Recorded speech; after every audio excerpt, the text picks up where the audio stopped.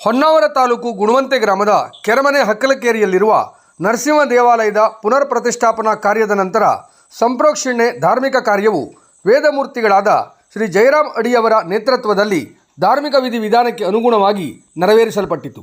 ಖ್ಯಾತ ಸ್ಥಪತಿಗಳಾದ ಶ್ರೀ ಮಹೇಶ್ ಮುನಿಯಂಗಳವರ ನಕ್ಷೆ ಹಾಗೂ ಮಾರ್ಗದರ್ಶನದೊಂದಿಗೆ ಶಿಲ್ಪಿ ಕೃಷ್ಣನಾಯ್ಕ್ ಶಿರಾಲಿ ಇವರಿಂದ ನಿರ್ಮಿಸಲ್ಪಟ್ಟಿರುವ ಅದ್ಭುತ ಶಿಲಾಮಯ ದೇವಾಲಯವಾಗಿ ಕಂಗೊಳಿಸುತ್ತಿದೆ. ಊರಿನ ಪರ ಊರಿನ ದಾನಿಗಳು ಹಾಗೂ ಸ್ಥಳೀಯ ಭಕ್ತರು ತನು ಮನ ಧನಗಳಿಂದ ಸೇವೆಗೈದಿದ್ದು ಮುಕ್ತಾಯದ ಅವಧಿಗಿಂತ ಮೊದಲೇ ದೇವಾಲಯ ಕಾರ್ಯ ಮುಗಿದಿದ್ದು ಎಲ್ಲರಿಗೂ ಸಂತಸವನ್ನು ಉಂಟು ಮಾಡಿದೆ. ಕೇವಲ 85 ಮನೆಗಳಿರುವ ಈ ಚಿಕ್ಕ ಮಜರೆಯಲ್ಲಿ ಮನೆಯವರು ಹಗಲು ರಾತ್ರಿ ಎನ್ನದೇ ದೇವಾಲಯದ ಕೆಲಸವನ್ನು ಪೂರ್ಣಗೊಳಿಸಿದ್ದು ಇದೊಂದು ಮಾದರಿ ಸಂಘಟನೆಗೆ ಉದಾಹರಣೆಯಾಗಿ ಬಹುಕಾಲ ಜನಮನದಲ್ಲಿ ನಿಲ್ಲಲಿದೆ.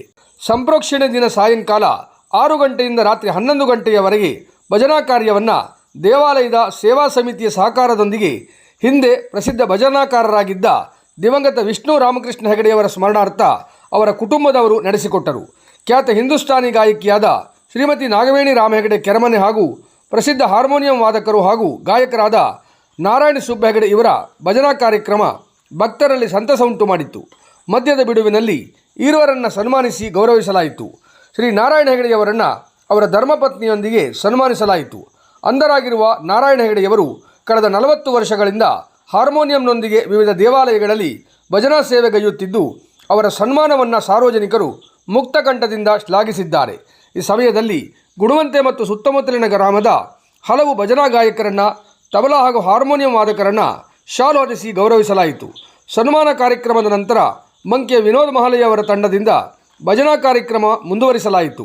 ಗುಣವಂತೆ ಶ್ರೀ ಶಂಭುಲಿಂಗೇಶ್ವರದ ದೇವಾಲಯದ ಮೊಕ್ತೇಸರರಾದ ಶ್ರೀ ನರಸಿಂಹ ಪಂಡಿತ್ ಅವರ ಅಧ್ಯಕ್ಷತೆಯಲ್ಲಿ ಸನ್ಮಾನ ಕಾರ್ಯಕ್ರಮ ನಡೆಯಿತು. ಇಂತಹ ಕಾರ್ಯಕ್ರಮಗಳಿಂದ ಭಜನೆ ಮಾಡುವವರಿಗೆ ಸೂಕ್ತ ಪ್ರೋತ್ಸಾಹ ನೀಡಿದಂತಾಗುತ್ತದೆ ಎಂದು ಹೇಳಿದ್ದಾರೆ. ಮುಖ್ಯ ಅತಿಥಿಗಳಾದ ಗೋವಿಂದ ಗೌಡ ಗುಣವಂತೆ ಮಾತನಾಡಿ ಕಾರ್ಯಕ್ರಮದ ಕುರಿತು ಸಂತಸ ವ್ಯಕ್ತಪಡಿಸುತ್ತಾ ಎಲ್ಲ ಭಜನಾಕಾರರನ್ನು ಗೌರವಿಸಿರುವುದು ಉತ್ತಮ ಸಂಪ್ರದಾಯ ಎಂದು ಹೇಳಿದ್ದಾರೆ.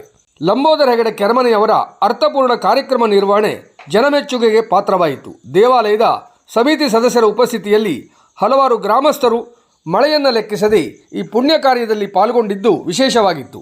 ಸಾರ್ವಜನಿಕರು ಈ ಸುಂದರ ದೇವಾಲಯಕ್ಕೆ ಭೇಟಿ ಕೊಟ್ಟು ಶ್ರೀ ನರಸಿಂಹ ದೇವರ ದರ್ಶನ ಪಡೆದು ಪುನೀತರಾಗಲು ಸಮಿತಿಯವರು ಕೋರಿಕೊಂಡಿದ್ದಾರೆ.